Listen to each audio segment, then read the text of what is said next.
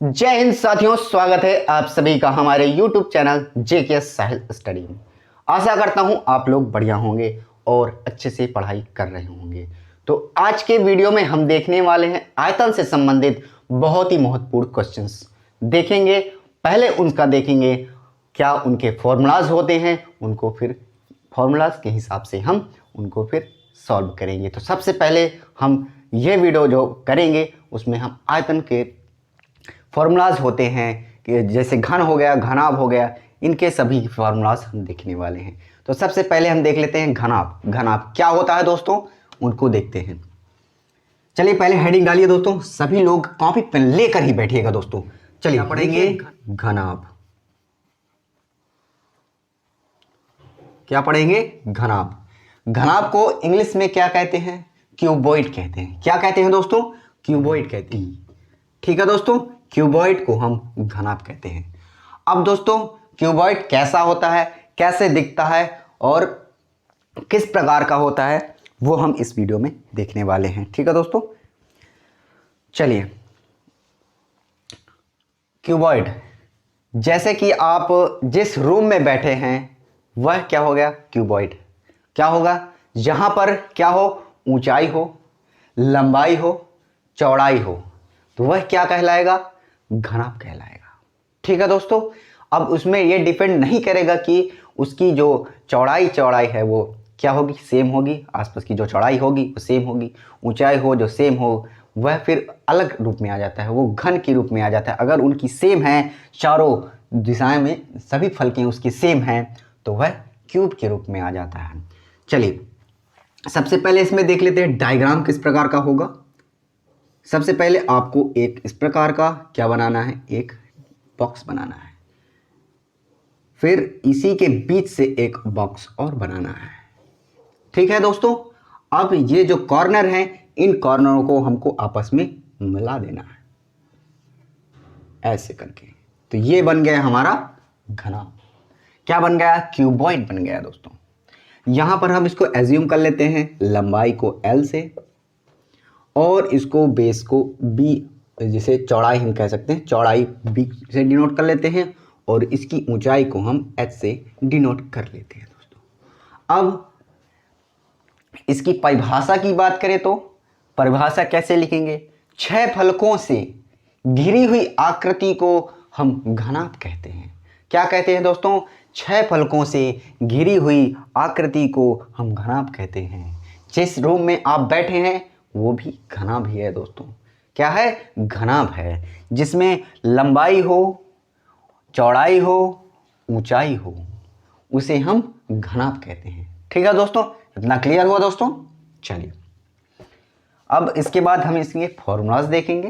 कितने फॉर्मूलाज बनते हैं? इसका क्षेत्रफल क्या होता है, आयतन क्या होता है, संपूर्ण पृष्ठ क्या होता है, और इसके विकर्ण के लिए भी एक फॉर्मूला होता है, वो हम इसमें देखने वाले हैं। चलिए सबसे पहले देखते हैं इसकी जो क्षेत्रफल क्या होता है।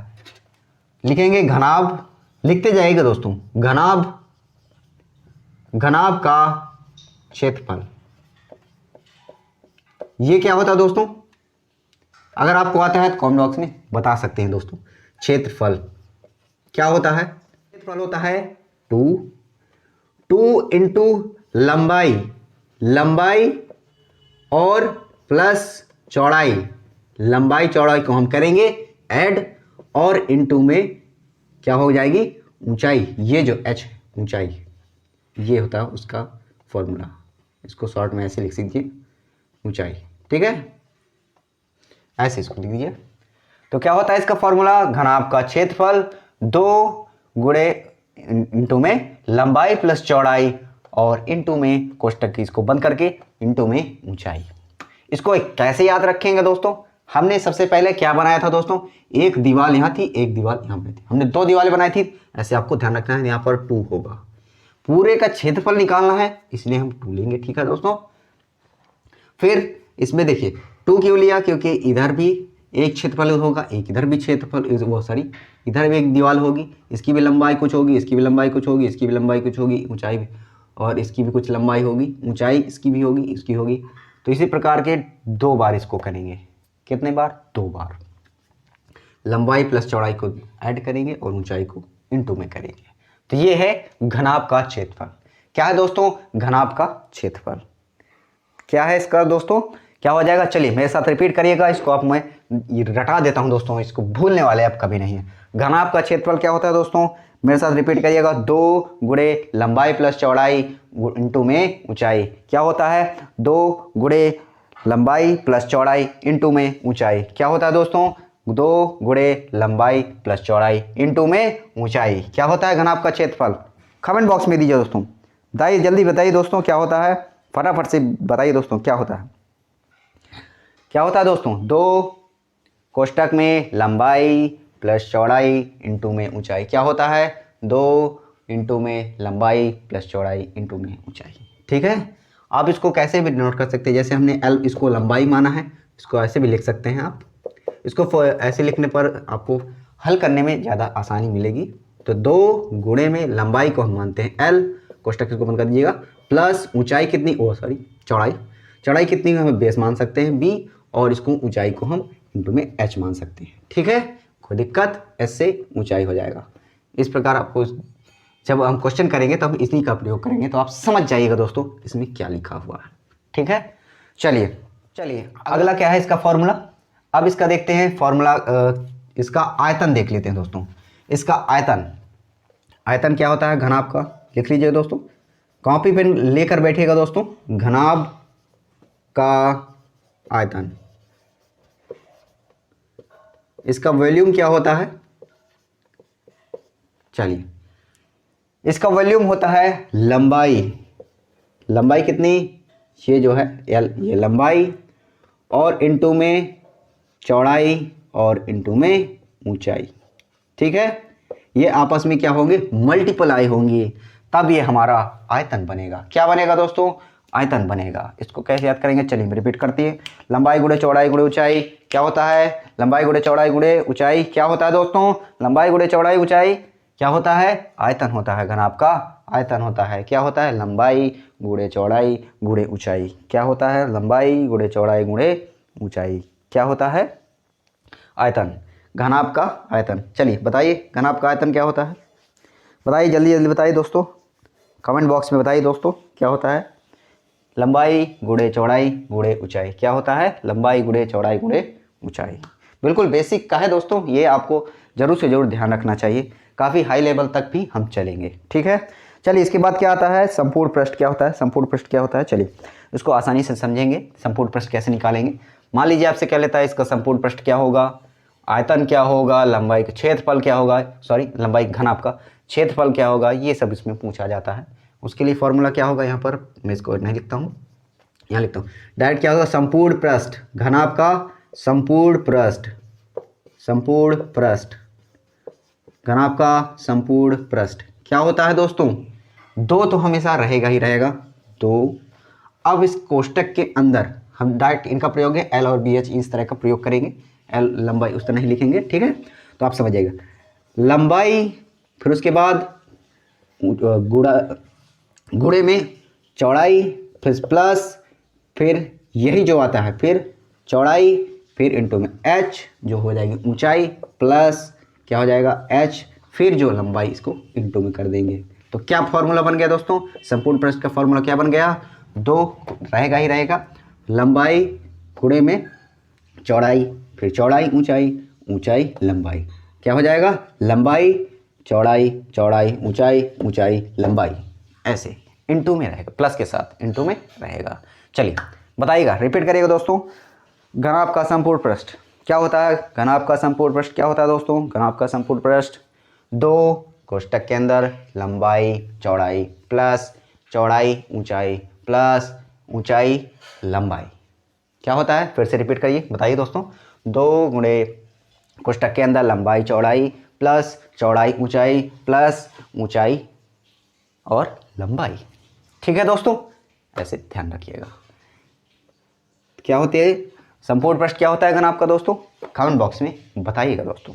चलिए विकर्ण क्या होता है? विकर्ण मान लीजिए कह देता है कि उसकी मैक्सिमम उसकी क्या होगी, लंबाई कितनी होगी किसी कमरे की, तो वो इसमें आपको ये ध्यान रखना होगा। उसके लिए हम विकर्ण का प्रयोग करेंगे। ठीक है दोस्तों, चलिए इसका विकर्ण क्या होता है? घनाभ का विकर्ण घनाभ का विकर्ण। घनाभ का विकर्ण क्या होता है दोस्तों, बताइए। चलिए, अंडर रूट लंबाई का स्क्वायर प्लस बेस, आधार मतलब चौड़ाई का स्क्वायर प्लस ऊंचाई का स्क्वायर। क्या होता है दोस्तों, लंबाई का स्क्वायर प्लस चौड़ाई का स्क्वायर प्लस ऊंचाई का स्क्वायर। क्या होता है दोस्तों, लंबाई का स्क्वायर अंडर रूट के साथ रहेगा, लंबाई के स्क्वायर प्लस ऊंचाई का स्क्वायर प्लस चौड़ाई का स्क्वायर। ठीक है, ध्यान रखना है आपको। अब क्या है, अब इसके बाद है, ये इतना ही फॉर्मूले यूज होते हैं दोस्तों। घनाभ की परिभाषा की बात करें तो घनाभ की परिभाषा, छह प्रकार के फलकों से घिरी हुई आकृति को क्या कहते हैं, घनाभ कहते हैं। जैसे कि आपका कमरा, उसमें ऊंचाई भी है, लंबाई भी है और चौड़ाई भी है, तो ये क्या हो जाएगा, घनाभ एक प्रकार का। ठीक है दोस्तों, जिस रूम में आप बैठे हुए हैं वह हो जाएगा घनाभ। ठीक है दोस्तों, तो चलिए साथियों, अब इसके बाद हम इसमें बहुत महत्वपूर्ण क्वेश्चन देखने वाले। हाई लेवल से लो लेवल से जितने भी क्वेश्चन बनते हैं, पहले हम लो लेवल का देखेंगे, फिर उसके हाई लेवल तक चलेंगे। चलिए क्वेश्चन देखते हैं दोस्तों, स्क्रीन पर मैं लिख दे। चलिए साथियों, इसका क्वेश्चन देखते हैं। बहुत ही सिंपल क्वेश्चन, सिंपल से फिर हार्ड लेवल पर चलेंगे। तो क्या क्वेश्चन दिया हुआ दोस्तों, दिया हुआ है एक कमरे की लंबाई इतनी है, 10 मीटर दी हुई है, चौड़ाई 12 मीटर दी हुई है, ऊंचाई 6 मीटर दी है, तो कमरे का आयतन और क्षेत्रफल क्या होगा दोस्तों। सबसे पहले आपको डायग्राम बनाना आना चाहिए। ठीक है दोस्तों, चलिए यहाँ पर क्या क्या दिया हुआ है, हमारा एल दिया हुआ है, लंबाई जिसे हम करते हैं डिनोट करते हैं एल से, कितना हुआ 10 मीटर दिया हुआ है, और 12 क्या दिया हुआ है जिसे हम चौड़ाई कहते हैं, बी से डिनोट करते हैं 12 मीटर दी हुई है, और ऊंचाई जो एच है वह हमें दी हुई है 6 मीटर। ठीक है दोस्तों, इसको साइड में पहले आप इस प्रकार से लिख लिया करिए, तो आपको काफ़ी आसानी होगी इसको करने में। चलिए, अब इसमें पूछा गया है कि कमरे का आयतन है तो घनाभ ही। ठीक है दोस्तों, कमरे का, क्योंकि इसमें लंबाई है, चौड़ाई है, ऊंचाई है, इससे हमें पता चल जाता है अगर लंबाई चौड़ाई ऊंचाई दी हुई है तो क्या होगा, वो घनाभ की आकृति होगी। फिर क्योंकि हमसे ये थोड़े ना कह रहा है कि इसमें ये घनाभ है, तो हमको अपने आप ही पहचानना चाहिए कि ये घनाभ बनेगा, क्योंकि इसमें लंबाई चौड़ाई ऊंचाई दी हुई है। ठीक है दोस्तों, चलिए अब इसमें हम आयतन ज्ञात करते हैं। इसका आयतन क्या होता है, ठीक है दोस्तों, कमरे का आयतन क्या होता है, लंबाई जिसे हम एल कहते हैं गुणे चौड़ाई जिसे हम बी कहते हैं और ऊंचाई। ठीक है दोस्तों, आयतन क्या होता है, लंबाई गुणे चौड़ाई गुणे ऊंचाई, मैंने जैसा कि पिछले फॉर्मूला बताया है। चलिए अब इसको डायरेक्ट इसी में रख दीजिए दोस्तों। लंबाई कितनी दी हुई है, 10 दिया हुआ है, और चौड़ाई 12 है, और 6 हमारी ऊंचाई दी हुई है, तो कितना हो जाएगा, 12 छंग 72 और 1 0, इसका 0, 120 मीटर। इसका क्या हो जाएगा, मीटर। यहाँ पर आपको ध्यान देने लायक बात यह है कि आयतन है, हमने 3 लंबाई ली हुई है, तो इसके जो मीटर है 3 मीटर है, तो मीटर क्यूब, ये हो जाएगा हमारा आयतन। ठीक है दोस्तों, तो ये इसका हो गया आयतन। अब इसमें हम क्या ज्ञात करेंगे, इसका क्षेत्रफल भी ज्ञात करेंगे।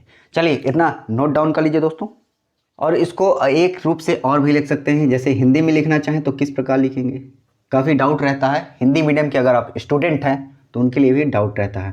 तो यहाँ पर मान लीजिए दिया हो घन मीटर, वही चीज़ है दोस्तों, घन मीटर या फिर मीटर क्यूब सेम है दोस्तों। इंग्लिश में इस प्रकार से लिखेंगे और हिंदी में इस प्रकार से लिखेंगे घन मीटर।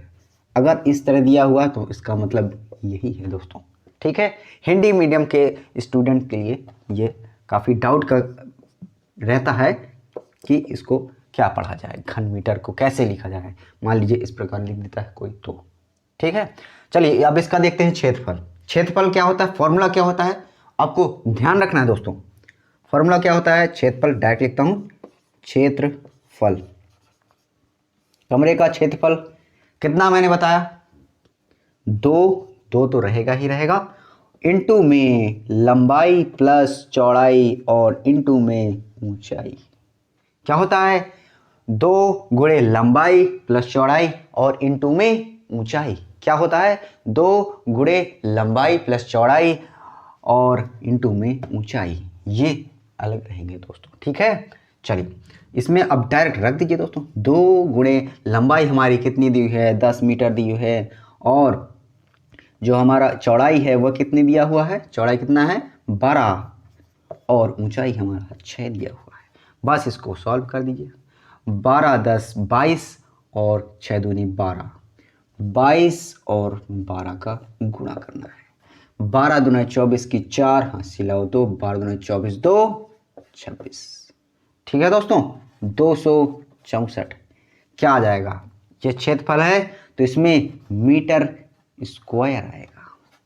कैसे, देखिए यहां पर लंबाई और चौड़ाई, तो अगर इसकी यूनिट लिखना चाहें यहां पर तो कितनी होगी, मीटर ही होगी दोस्तों, ठीक है। और एक इसकी जो यूनिट है एच, जो हाइट है उसकी यूनिट क्या है, एम, मीटर है। 1 मीटर इसका, 1 मीटर इसका, तो कितना मीटर हो गया, मीटर स्क्वायर हो जाएगा। मीटर को देखिए इस पर, यहाँ पर देख लीजिए, यहाँ पर 1 मीटर, 1 मीटर ये, तो इसको किस प्रकार से लिखा जाता है, इसको तो इसी प्रकार से लिखा जाता है ना दोस्तों, ठीक है।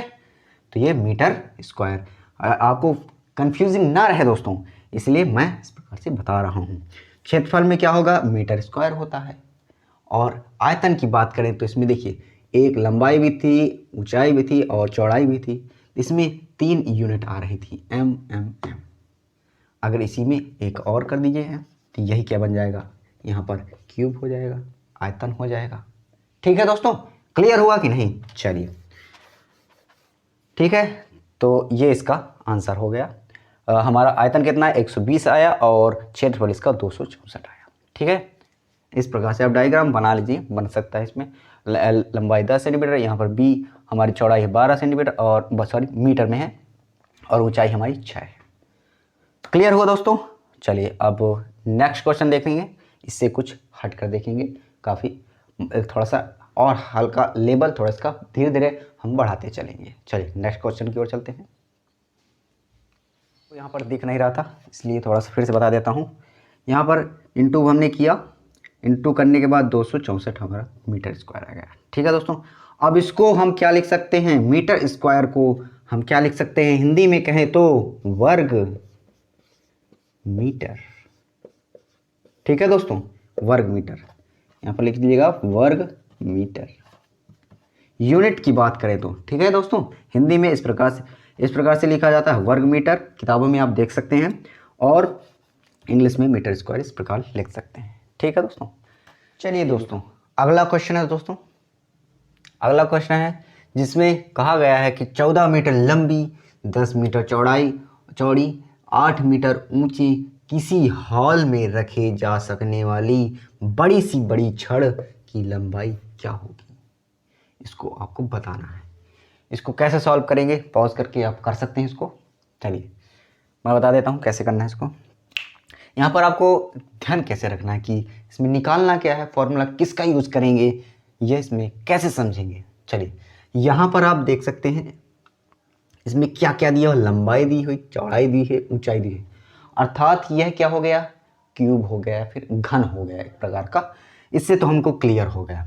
अब इसमें हमको कौन सा फॉर्मूला लगाना है, इसको कैसे पता करना है। अब यहाँ पर आप देख सकते हैं इस क्यूब में देखिए ध्यान से, यहाँ से इस पॉइंट से कोई अगर मान लीजिए छड़ रखना चाहें तो मैक्सिमम कितनी से कितनी ज़्यादा अधिकतम रखना है, कहीं पर भी टिकाना है। मान लीजिए यहाँ से यहाँ आप टिकाएंगे तो इसकी लंबाई क्या होगी, लगभग यहाँ से इतना ही रहेगी, ये लगभग मैक्सिमम नहीं होगी मेरे। अब इसके बाद यहाँ पर टिका देंगे तो भी नहीं हो रहा। मैक्सिमम की बात करें तो कितना होगा इसके, अगर मान लीजिए आप कमरे में बैठे हुए हैं, आपके उस किनारे पर देखिए और एक इस किनारे पर देखिए, यहाँ पर से अब वहाँ पर की जो डिस्टेंस है वो मैक्सिमम है। तो यहीं पर हमको पता चल रहा है कि यहाँ पर इसके जो विकर्ण है, इसके जो बीच के जो विकर्ण है उसका फॉर्मूला यहाँ पर हमको यूज करना है। ठीक है दोस्तों, तो यहाँ पर हमको पता चल गया कि विकर्ण का यूज करना है। हमको सबसे पहले देख लीजिए क्या क्या दिया हुआ है। लंबाई दी हुई है, क्या दी हुई है, 14 मीटर दी हुई है। ठीक है, लंबाई को हम एल से मानते हैं। और जो चौड़ाई कितनी दी है, जिसे हम बी से कहते हैं, बी से डिनोट करते हैं, कितना है 10 मीटर।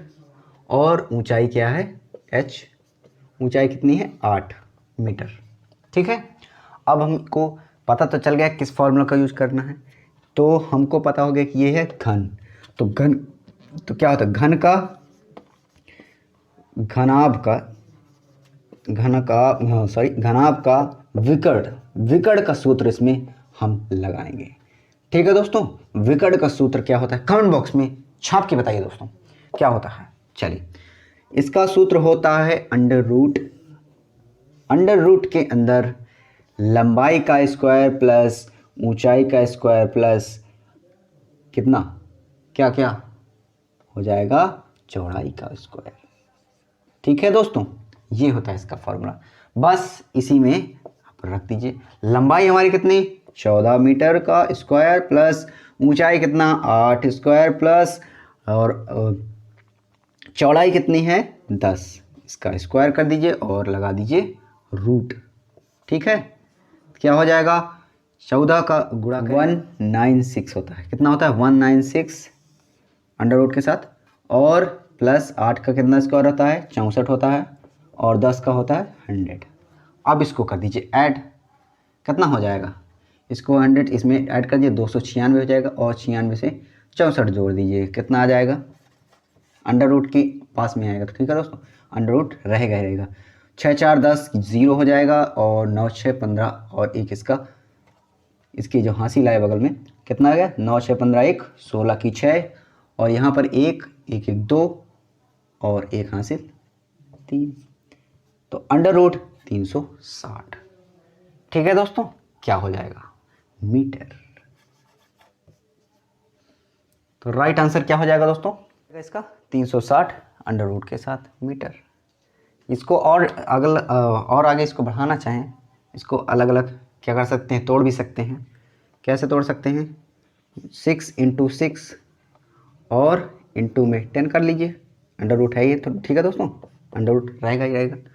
तो इसका क्या कर सकते हैं, इसको हम बाहर ला सकते हैं, क्योंकि ला सकते हैं बाहर, 6 आ जाएगा और बच जाएगा 10। इसको हम इस प्रकार भी लिख सकते हैं, कोई दिक्कत नहीं है, क्योंकि ये अंडर रूट लगा हुआ है ना।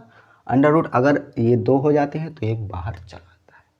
ठीक है दोस्तों, ये ऐसे। तो राइट आंसर क्या हो जाएगा, 6 अंडर रूट 10 मीटर। यहाँ पर इसका विकर्ण हो जाएगा। यही हमें पूछ रहा है कि छड़ की जो मैक्सिमम होगी, सबसे बड़ी सी लंबाई क्या होगी, 6 अंडर रूट में 10 मीटर होगी। तो ये इसका राइट आंसर है। ठीक है दोस्तों, समझ में आया तो थम्स अप जरूर करते जाइए। ठीक है दोस्तों, और चैनल को भी सब्सक्राइब कर लीजिए। चलिए लास्ट क्वेश्चन देखते हैं इसका। चलिए साथियों, अगला क्वेश्चन है, देखकर आपको इसको घबराहट हो रही होगी, काफ़ी इतना लंबा चौड़ा लिखा हुआ है, लेकिन है कुछ नहीं इसमें क्या दिया हो आपको बता देता हूँ। 20 मीटर लंबे 12 मीटर चौड़े 8 मीटर ऊंचे गोदाम की 800 बोरी सीमेंट रखी जा सकती हैं। यदि गोदाम की लंबाई इतनी दूनी और चौड़ाई को 1.5 गुनी कर दी जाए, तो ऊंचाई अपरिवर्तित रखी जाए तो कितनी बोरी सीमेंट रखी जा सकती हैं। तो यहाँ पर हमको कैसे पता चला कि हमको यह घनाभ दिया हुआ है। सबसे पहले आपको देखना है इसमें लंबाई भी दी हुई हो और चौड़ाई भी दी हुई हो और ऊंचाई भी दी हो, तभी हम समझेंगे कि वह घनाभ है या फिर घन है। ठीक है दोस्तों, चलिए सबसे पहले इसमें बात करें क्या निकालने के लिए कह रहा है। सबसे पहले हम इसका क्या निकाल लेते हैं, आयतन निकाल लेते हैं, कितना आयतन है, फिर इन बोरियों को अलग कर देंगे। ठीक है, चलिए सबसे पहले हम इसका देखते हैं आयतन क्या होगा। चलिए फटाफट से आयतन निकाल लेते हैं। आयतन क्या होगा दोस्तों, आयतन का सूत्र क्या होता है? लंबाई गुणे चौड़ाई गुणे ऊंचाई। क्या होता है? लंबाई गुणे चौड़ाई गुणे ऊंचाई। तो लंबाई कितनी दी हुई है? लंबाई हमारी 20 मीटर और 12 मीटर क्या है? चौड़ाई दी हुई है। 12 मीटर चौड़ाई दी हुई है और ऊंचाई कितनी है? h 8 metre. बस इसी में आप रख दीजिए। लंबाई है 20 और चौड़ाई है 12 और ऊंचाई है 8। अब इसमें कह क्या रहा है कि 800 बोरी सीमेंट रखी जा सकती है। अब इसके आयतन में हम बोरियों को क्या कर देंगे? हटा देंगे, तो जिससे हमारा आयतन निकल आएगा, पूरे का आयतन निकल आएगा। क्योंकि बोरियां तो भरी हुई हैं, अभी इनको खाली कर देंगे तो इसका आयतन हमको प्राप्त हो जाएगा। ठीक है, चलिए इसमें अब कर देते हैं, इसका भाग कर देते हैं। अब यहाँ पर लिख लीजिए बोरी नहीं गोदाम है। चलिए बोरी जो सीमेंट रखी हुई है, सीमेंट का आयतन, ये जो आयतन है पूरा कंप्लीट, हमने तो पूरे का निकाला, पूरे का कंप्लीट हमने इसका आयतन निकाल लिया। अब आयतन में हम इस बोरियों को क्या करना है? इसमें अलग करना है। बोरियों का आयतन हमको ज्ञात करना है। पूरे का आयतन तो हमारा इतना हो गया, इसको मल्टीप्लाई नहीं करेंगे फिर बाद में यह कैंसिल हो जाता है, इसलिए। तो इसमें आपको क्या करना है? अब इसमें सीमेंट का आयतन निकालना है, कितना होगा वो देखते हैं। सबसे पहले हमारा आयतन क्या निकला है इसका? पूरे घनाभ का। मान लीजिए एक कमरा है, उस कमरे का क्या आयतन था वो हमारा निकल आया। इसको मल्टीप्लाई करने पर इसके जो आएगा वही होगा। ठीक है, अब इसमें सीमेंट का आयतन इसमें हम पहले निकाल लेंगे। सीमेंट का आयतन क्या होगा? इसका जो आयतन है, कमरे का आयतन कितना है? ये है 20 इंटू में 12 और इंटू में 8। अब इसमें हम कर देते हैं बोरियों को माइनस, बटे में कर देते हैं, तो हमारी जो सीमेंट का आयतन है वो हमारा फाइंड हो जाएगा। अब इसको कर दीजिए कैंसिल, 8 से 1 से 0 0 कैंसिल, 12 दूना 24 और बटे में 1 0 रह गया, तो 10 यहाँ पर लगाइए, 4 मीटर लिखिए। ठीक है, इतना गया 2.4 मीटर। तो ये हो गया सीमेंट का आयतन। अब इसमें हमको कह क्या रहा है कि गोदाम की लंबाई इतना दूना कर दीजिए और चौड़ाई को 1.5 गुना कर दीजिए और ऊंचाई को अपरिवर्तित रखिए, जिससे कि बोरी सीमेंट रखी जा सकती हैं। तो कितनी रखी जा सकती हैं ये हमको फाइंड करना था। हमने तो सीमेंट का आयतन निकाल लिया। ठीक है, अब हमको निकालना है इसमें जो कंडीशन लगाने को कह रहा है उसको हम इसमें अप्लाई करेंगे। सबसे पहले क्या कह रहा है? लंबाई में 2 गुना कर दीजिए। हमारी लंबाई कितनी है? 20। तो एक्चुअल जो लंबाई है वो अब क्या हो जाएगी? हम L1 मान लेते हैं इसको। कितनी हो जाएगी? 20 गुणे 2 गुना कह रहा है तो हो जाएगी 40। 2 से गुणा कर देंगे मीटर। फिर और जो फिर चौड़ाई है इसको हम B1 मान लेते हैं, क्योंकि यहाँ पर B मान चुके हैं, आपको कन्फ्यूजिंग ना हो। तो यहाँ पर कितना था? 12 गुणे कितना कह रहा है? चौड़ाई को 1.5 गुना कर दीजिए, 1.5 मीटर कर दीजिए। तो कितना आ जाएगा? 12 पंचे 60 और 12 का नाम 12 6 18 और 1 पॉइंट है तो पॉइंट लगा दीजिए, इतना मीटर, मतलब 18 ही हो गया। ठीक है, अब इसमें क्या कह रहा है? चौड़ाई को उसी तरह रहने, ऊंचाई को उसी तरह रहने दीजिए। ऊंचाई कितनी है? 8, तो H1 इसको मान लीजिए 8। ठीक है, अब यहाँ पर हम निकालते हैं यहाँ पर। अब हम निकालते हैं कि कितनी बोरी जो सीमेंट है रखी जा सकती हैं। अब हमको ये पता चल गया, बोरी सीमेंट का आयतन पता चल गया कितना है? 2.4। ठीक है, तो अब हम इसमें क्या कर देंगे? ये जो दिया हुआ है कितना, ये जो निकल आया 40 18 और 8, ये हमारा एक्चुअल जो हो गया उसको निकालने हैं। तो अब जो बची हैं बोरियां सीमेंट की, शेष जो हैं अब रखी जा सकती हैं। कितनी रखी जाने वाली सीमेंटें हैं? रखी जा सकती हैं सीमेंट उनकी संख्या निकालेंगे। कैसे निकालेंगे? इसको लिखिए इनटू में 40, फिर लिखिए 18, जो नई जो आयतन है उसको आयतन लिखेंगे, फिर बटे में ये जो आ जाएगा सीमेंट का आयतन है उसको हटा देंगे। कितना है? 8 इंटू में 8 और बटे में कर दीजिए 2.4। ठीक है, अब इसको काट दीजिए। कितना आ जाएगा? इसको 8 से काट सकते हैं, 8 त्रिक 24, 0.3 आ जाएगा। ठीक है, 0.3। फिर इसको काट दिए, 3 छंग 18, एक जीरो कर दीजिए कैंसिल और एक जीरो इसमें लगा लीजिए आप, कंफ्यूजिंग नहीं होगी। 3 छंग 18। अब इसको मल्टीप्लाई कर दिए, 6 चौको 24 और एक जीरो 2 जीरो। कितना आ जाएगा? 240। कितना आ गया? 6 चौको 24 और एक जीरो ये ऐसा। 6 चौको 24, 240 पूरी। ये आपका राइट आंसर हो जाएगा। इतनी बोरियां हम सीमेंट की रख सकते हैं, ये आपका राइट आंसर हो जाएगा। चलिए फिर से बता देता हूँ क्या क्या करना है इसमें आपको। सबसे पहले हम कमरे का आयतन ज्ञात कर लेते हैं। कैसे ज्ञात करते हैं? लंबाई गुणे चौड़ाई गुणे ऊंचाई, ये इसका आयतन का फॉर्मूला होता है घनाभ की आयतन का, उसका मल्टीप्लाई कर देंगे। क्योंकि यहाँ पर आगे ये सब कैंसिल हो जाए करने के लिए मैंने इसको आगे नहीं किया है, तो आप इसको कैंसिल कर भी कर लेंगे। कैलकुलेशन में थोड़ा सा आसान यहाँ पर पड़ जाता है। फिर इसके बाद जो कंडीशन दी हुई है कि लंबाई को 2 गुना कर दीजिए, चौड़ाई को कर दीजिए 1.5 गुना और ऊंचाई को उसी तरह रहने दीजिए। फिर उसके बाद जो बोरियां रखी जा सकती हैं वो कितनी होंगी, हमने इसके जो आयतन नया आयतन निकल आया, उस आयतन को हमने जो बोरियां थी सीमेंट की, जो बोरियों का आयतन था, उस आयतन से हमने कर दिया डिवाइड। अब जो जितना बच रहा है वही हमारी बोरियां है। कितनी? 240। तो ऐसे करना था दोस्तों। ये आपको देखने में काफ़ी हार्ड लग रहा होगा लेकिन काफ़ी सिंपल है, समझ में आ गया होगा। तो आज के लिए इतना ही दोस्तों, अगला वीडियो हम घन पर करेंगे। तो आशा करता हूँ आज का वीडियो आपको अच्छा लगा होगा। तो लाइक करिएगा, कमेंट करिएगा और ज़्यादा से ज़्यादा शेयर करिएगा। मुझे इंस्टाग्राम में भी फॉलो कर सकते हैं, टेलीग्राम में भी जुड़ जाएगा, लिंक डिस्क्रिप्शन में आपको मिल जाएगी। चलिए मिलते हैं नेक्स्ट वीडियो पर। Thanks for watching. जय हिंद।